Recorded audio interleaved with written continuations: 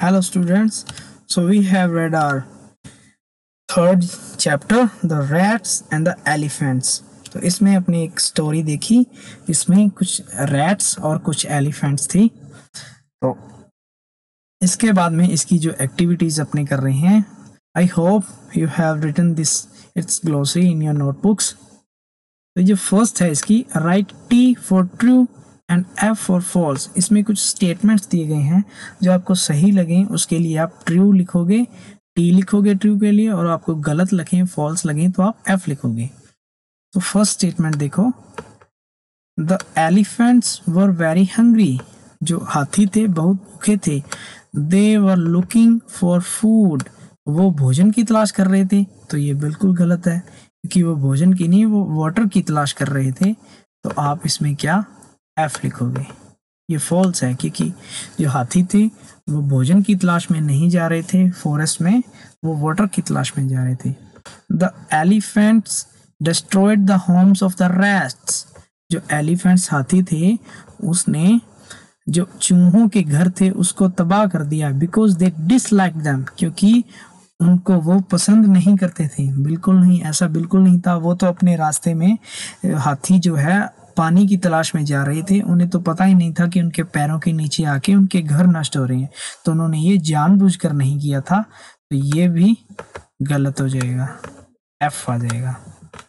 ठीक है, next, the king of the rats. जो चूहों का राजा, promise to help the elephants when needed।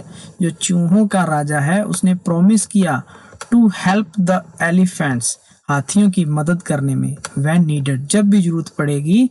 चूहों के राजा ने वादा किया कि जब भी हाथियों को जरूरत पड़ेगी तो वो उसका वादा किया कि मैं तुम्हारी हेल्प करूंगा। तो ये बिल्कुल सही है, तो ये टी आ जाएगा। Next, the elephants were shouting for help. जो हाथी थे वो हेल्प के लिए चिल्ला रहे थे। बिल्कुल चिल्ला रहे थे क्योंकि उनको हंटर्स ने ट्रैप में फंसा लिया था, इसलिए वो चिल्ला रहे थे कि कोई हमें बचाए। नेक्स्ट देखो, look at the following images. आप इन जो पिक्चर्स हैं, इमेजेस हैं, इनको देखो and arrange them in correct order by numbering them. इनको अपने नंबर्स देने हैं, नंबरिंग देनी है कि ये जो पिक्चर्स हैं, चारों पिक्चर्स, इनसे एक स्टोरी बन जाए। तो ये देखो जो चूहे हैं हाथियों के पैरों में आ रहे हैं। तो सबसे पहले तो ये पिक आएगी क्योंकि यहीं से जो अपनी स्टोरी है वो स्टार्ट हुई थी। तो यहाँ पे आप 1 लिखोगे। ठीक है, पैरों के नीचे आ रही थी, और जब पैरों के नीचे आ रहे थे उसके बाद में क्या हुआ, फिर ये देखो चूहों का राजा हाथी के पास, ये देखो गजराज के पास गया था। तो ये सेकंड नंबर आ जाएगा। उसके बाद में इसके पास गया ये, तो इसने हाथी ने वादा किया कि हाँ कोई बात नहीं, हम दूसरे रास्ते से चले जाएंगे। तो फिर एक दिन क्या हुआ कि इनको ट्रैप में फंसा लिया था। तो ये ट्रैप में फंसे हुए, ये देखो, तो ये थर्ड आ जाएगा। अब ट्रैप में फंसे हुए हैं और जब जालों में ये फंसे हुए हैं तो इसके बाद में ये देखो चूहों ने अपने दांतों से ये देखो काट रहे। तो ये बिल्कुल लास्ट में हुआ था स्टोरी में, तो इसमें 4 आ जाएगा। इस तरीके से पिक्चर्स को आपने एक स्टोरी की तरीके से नंबरिंग में डालना था। इसके बाद में इसका जो सी पार्ट है, इसमें आंसर द फॉलोइंग क्वेश्चन। इसमें जो 5 क्वेश्चंस हैं इसको आपने सॉल्व करने हैं। तो ये देखो आप इसके किस तरीके से ये क्वेश्चंस हैं। एक सेकेंड, तो ये जो है इसके क्वेश्चंस, इसमें जो फर्स्ट क्वेश्चन है, why did the elephants pass through that area where rats lived. जहां पे ये जो रैट्स हैं वो रहते थे वहां से हाथी क्यों गुजर रहे थे। तो क्यों गुजर रहे थे, तो वो तो उस एरिया से इन सर्च ऑफ वाटर, ये देखो वो पानी की तलाश में वहां से जा रही थी, इसलिए। Second question, why did the king of rats request the elephant chief to guide his herd through another route. जो चूहों का राजा था उसने हाथियों को जो चीफ था उससे क्यों विनती करी कि आप अपने झुंड को दूसरे रास्ते से लेके जाओ। क्यों की थी? क्योंकि जब वो जा रहे थे तो उनके पैरों के नीचे आके उनके सभी के जो घर है वो तबाह हो गए थे। क्यों? ये देखो, मैनी होम्स ऑफ रैट्स, कुछ चूहों के बहुत सारे घर वर डिस्ट्रॉयड, तबाह हो गए थे, अंडर देयर बिग फीट, उनके जो बड़े बड़े पैर हैं उनके नीचे आके वो नष्ट हो गए थे। थर्ड देखो, why did the king of rats, जो चूहों का राजा था, प्रॉमिस टू हेल्प एलिफेंट्स, उसने वादा किया हाथियों से कि मैं तुम्हारी हेल्प करूंगा जब भी तुम्हें जरूरत पड़ेगी। ऐसा क्यों कहा था?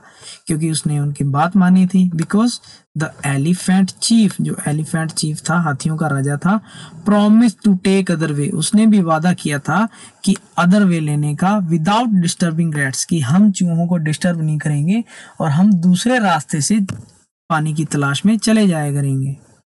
नेक्स्ट देखो, why were the elephants shouting one day, तो जो हाथी थे एक दिन चिल्ला रहे थे। जब चूहों ने सुना था तो वो क्यों चिल्ला रहे थे? वो इसलिए चिल्ला रहे थे because some hunters caught them in danger, caught them in traps. तो यहाँ पे आप डेंजर की जगह आप ट्रैप्स लिखना, टी आर ए पी और एस। तो इसलिए चिल्ला रहे थे क्योंकि उनको जो हंटर्स हैं उन्होंने ट्रैप्स में पकड़ लिया था। नेक्स्ट देखो, how did the rats help the elephants, जो चूहे थे उन्होंने हाथियों की जो मदद कैसे करी? The rats quickly started biting the ropes, जो चूहों ने बड़ी तेजी से स्टार्ट किया, क्या किया? बाइटिंग द रॉप्स, जो रॉप्स थी, जो रस्सियां थी, उनको काटना शुरू किया, विद देयर शार्प टीथ, अपने तीखे दांतों से, एंड गॉट एलिफेंट्स फ्री, और जो सारे के सारे हाथी थे उसने उनको फ्री कर दिया था। तो ये जो इसका पार्ट है ये अपन कर चुके हैं, सी पार्ट भी। अब इसके बाद में इसका नेक्स्ट पार्ट आप देखो, सेकंड एक्टिविटी इसकी। इसमें क्या है? Complete the following sentences by choosing appropriate words from the box. तो इसमें यहाँ पे अपने को 8 वर्ड्स हैं, तो इनको अपने क्या करना है, नीचे ये जो 8 ही सेंटेंसेस हैं इनमें जो ब्लैंक्स दिए गए हैं उनमें अपने इसको फिल करेंगे। तो Mahesh is always to play cricket, तो महेश हमेशा जो क्या खेलने के लिए तैयार रहता है? क्रिकेट खेलने के लिए। तो इसमें रेडी ये फर्स्ट आ जाएगा, ready. Second, he finished his homework and went out to play, उसने अपना होमवर्क बड़ी तेजी से खत्म किया, तो ये सेकंड पार्ट आ जाएगा, quickly, and went out to play. Third देखो, यस्टरडे, कल, आई सॉ अ फ्रॉग, मैंने एक मेंढक देखा, इन द, कहाँ पे देखते हैं अपने मेंढक? तो ये पॉन्ड, इन सभी वर्ड्स में से ये अकेला पॉन्ड तालाब के लिए है, तो यहाँ पे आप 3 नंबर लिख दोगे। Next, my father to take me to fair today, तो मेरे जो पिता हैं, पापा हैं, to take me to the fair today, आज मेले में ले जाने के लिए मुझसे प्रॉमिस किया, तो ये 4 नंबर आप प्रॉमिस के लिए लिख लोगे। यहाँ पे आप एक डी लगा लेना, ये मिस प्रिंट है, प्रॉमिस्ड, क्योंकि ये पास्ट टेंस के लिए है।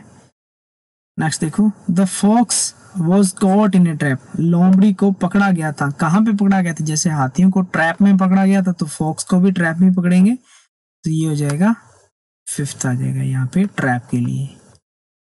नेक्स्ट देखो, Suman space her mistake and said sorry to Geeta, अपने सॉरी कब बोलते हैं? जब अपने कोई गलती कर देते हैं और उसको अपने महसूस हो जाए कि रियलाइज हो जाए कि हाँ मुझसे ये गलती हुई है, तब अपन सॉरी बोलते हैं। तो सुमन ने सॉरी बोला है, तो इसका मतलब इसको रियलाइज हुआ होगा पहले, तो रियलाइज ये रहा, तो यहाँ पे आप 6 नंबर कर दोगे। Suman realise her mistake and said sorry. अब अपने पास 2 सेंटेंसेस रह गए। I saw sheep grazing in the field, जो शीप है मैंने आपको बताया था, जो रैट्स है उसका ग्रुप होता है, जैसे भेड़ है, हाथी है, ये झुंड में रहते हैं, तो यहाँ पे इसका झुंड आ जाएगा, तो ये 7th झुंड के लिए हर्ड आएगा, तो इनमें हर्ड है, ये रहा 7th, HERD।